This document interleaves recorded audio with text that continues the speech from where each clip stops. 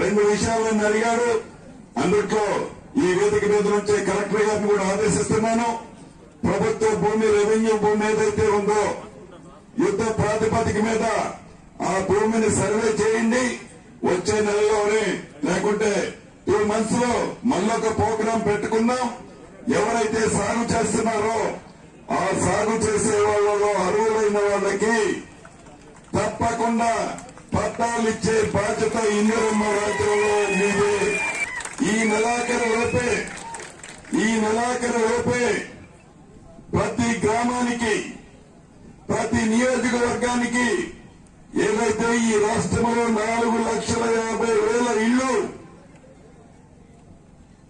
ప్రభుత్వం శాంక్షన్ చేసిందో ఈ 4,50,000 ఇళ్లు మొదటి విడతగా ఈ రాబోయే 4 రోజుల లోపే ఈ రాష్ట్రంలో ప్రతి ఊరికి యుద్ధ ప్రాతిపదిక మీద ఈ ప్రభుత్వం ఇవ్వడానికి సిద్ధంగా ఉంది.